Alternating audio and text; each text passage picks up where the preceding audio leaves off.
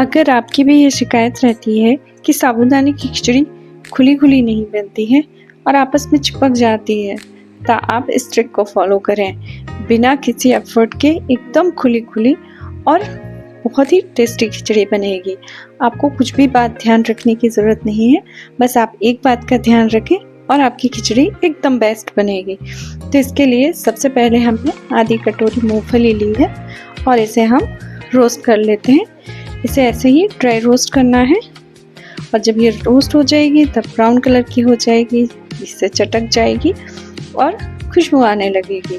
तो बस हम समझ जाएंगे कि हमारी मूंगफली सिक गई है। हम इसे छिलके निकाल करके और ग्राइंडर में दरदरा सा पीस लेंगे। अब ये साबूदाने हैं जो मैंने 3 से 4 घंटे भिगो लिए थे, ये अच्छी तरह से भीग गए हैं, देखिए, और इनमें बिल्कुल भी पानी नहीं है। इसी तरह के साबूदाने हमें चाहिए। हम इन्हें 1 घंटे पहले पानी में डुबा करके भिगो देंगे और फिर इसे किसी छन्नी में डाल करके इसका सारा पानी 2-3 घंटे के लिए छन्नी में ही रहने देंगे और सारा पानी निकाल देंगे।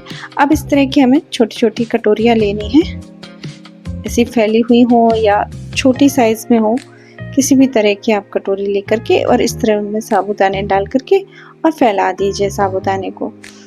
अब ये कटोरियाँ मैंने तैयार कर ली है, साथ में मैंने स्टीमर भी तैयार कर लिया है। तो छन्नी में ये कटोरियाँ रख दी है और हम ये साबूदाना स्टीम कर लेंगे।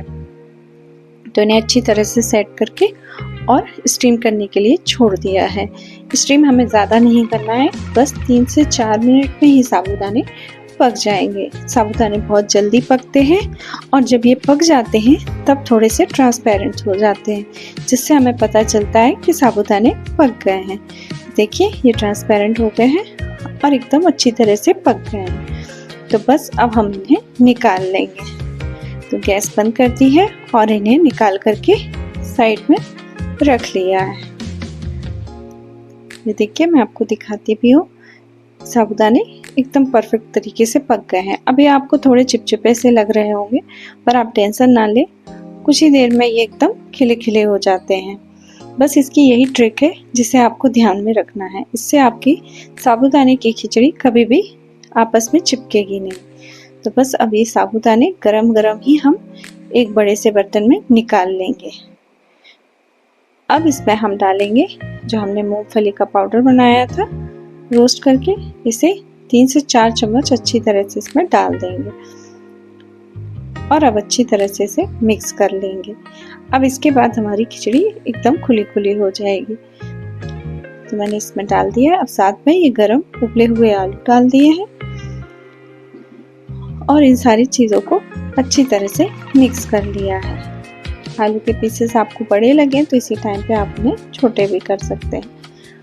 एक मीडियम साइज़ के पीसेस ही आलू के आप इसमें डालें।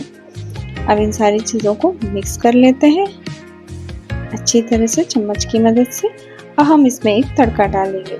इसके लिए मैंने देसी घी लिया है, जिसमें गर्म हो जाने पर सबसे पहले जीरा चटका लेंगे और जीरा चटक जाने पर हरी मिर्च और करी पत्ते डाल देंगे। जब हरी मिर्च और करी पत्ते भी अच्छी तरह से पक जाएंगे तब हम इसमें नमक डालेंगे। तो देखिए, इस तरह से चलाते हुए इसे अच्छी तरह से पका लेना। और इसमें नमक ऐड किया है स्वाद के अनुसार और साथ में काली मिर्च का पाउडर डाल दिया है। सारी चीज़ों को मिक्स करके और फटाफट हम अपनी खिचड़ी में मिला देंगे। इसमें डाल करके और अच्छी तरह से खिचड़ी में मिक्स कर लेंगे। बस इतनी ही आसानी से हमारी खिचड़ी बन करके तैयार हो जाएगी। सारा तड़का हम इसमें अच्छी तरह से मिला लेना। आप इसे अच्छी तरह से मिलाइएगा, नहीं कहीं नमक का स्वाद आएगा और कहीं कहीं नहीं आएगा। तो यहाँ पर हमें इसे अच्छी तरह से मिला लेना है। अब देखिए, इस खिचड़ी भी खुली खुली हो गई है, एकदम परफेक्ट हो गई है। अब हम इसमें हरा धनिया डालेंगे और नींबू का रस डालेंगे। तो अच्छी तरह से मिक्स करने के बाद